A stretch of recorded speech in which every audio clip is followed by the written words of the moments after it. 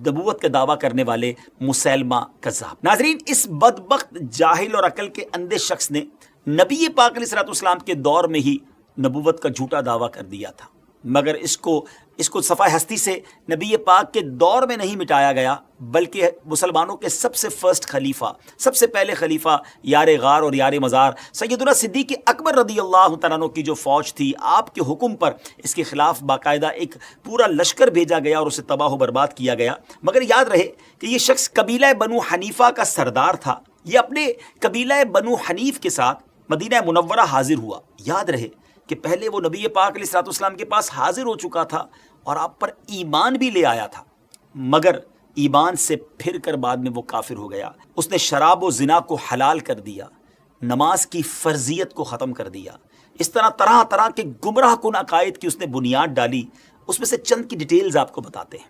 Number 1، اس نے یہ اعلان کر دیا کہ کسی سمت، کسی ڈائریکشن کھڑے ہو کر نماز پڑھنا ضروری نہیں ہے، لہٰذا نماز کے وقت جدھر جس کا جی چاہے وہ ادھر منہ کر کے نماز پڑھے، بلکہ کسی سمت رک کر نماز پڑھنا کفر و شرک کی علامت ہے، معاذ اللہ۔ اور کہتا ہے کہ یہ کہا جائے نماز پڑھتے وقت کہ میں بے سمت نماز ادا کر رہا ہوں، استغفر اللہ۔ سیکنڈ، اس کا عقیدہ یہ تھا کہ اس نے یہ بھی کہا کہ مسلمانوں کے ایک پیغمبر ہیں لیکن ہمارے دو ہیں، ایک محمد صلی اللہ تعالیٰ علیہ وسلم، دوسرا مسیلمہ، اور ہر امت میں کم از کم 2 پیغمبر ہونے چاہیے، معاذ اللہ۔ اس کا یہ بھی دعویٰ تھا۔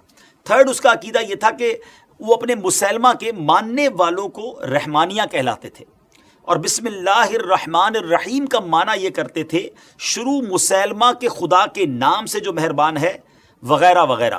باطل اور من گھڑت عقائد اس نے نافذ کیے۔ ناظرین، پورے اسلام کا گویا نقشہ ہی بدل کر رکھنے کی اس نے کوشش کی۔ اس نے قرآن پاک کی طرح ایک کتاب بھی لکھی، اور یہ لوگ اس کی حیثیت کو کسی طرح قرآن سے کم نہ سمجھتے تھے، اسی کو نمازوں میں پڑھا جاتا تھا، اس کی تلاوت کو، جی ہاں، اس کتاب کی ریسیٹیشن کو وہ ثواب سمجھتے تھے، استغفر اللہ۔ مسیلمہ کذاب اس شیطانی کتاب کے علاوہ لوگوں کو گمراہ کرنے کے لیے شعبدے بازی بھی کرتا تھا۔ ایک عورت ایک مرتبہ اس کے پاس آئی کہ ہمارے کھیت سوکھے جا رہے ہیں، کنویں کا پانی کم ہو گیا ہے، ہم نے سنا ہے جناب محمد الرسول اللہ صلی اللہ تعالیٰ علیہ وسلم جب اپنے لعاب دہن کو کلی کرتے تھے پانی میں تو سبحان اللہ پانی ابلنے لگتا تھا، آپ بھی دعا کر دیں۔ اس کذاب نے اپنے جو مشورہ دینے والا تھا، مشیر خاص تھا، اس سے مشورہ کیا اور اس نے بھی کنویں میں جا کر کلی کر دی، استغفر اللہ۔ ناظرین، اس کے گندے لعاب کی نحوست سے سارے کنویں کا پانی سوکھ گیا، ایک طرف میرے آقا کا لعاب دہن اور ایک طرف اس بدبخت کی تھوک جس سے پورے کنویں کا پانی جو ہے وہ ختم ہی ہو گیا۔ بہرحال مسلمانوں کے پہلے خلیفہ حضرت ابوبکر صدیق رضی اللہ تعالیٰ عنہ، حضرت خالد بن ولید رضی اللہ تعالیٰ عنہ کو 24,000 کے لشکر کے ساتھ انہوں نے بھیجا۔ ان کے آرڈر تھا حضرت خالد بن ولید رضی اللہ تعالیٰ عنہ کو، وہ 24,000 کا لشکر لے کر مسیلمہ کذاب کے مقابلے کو گئے، اس فتنے کو مٹانے کے لیے گئے۔ مسلمانوں کے سامنے جو لشکر تھا وہ 40,000 کا تھا۔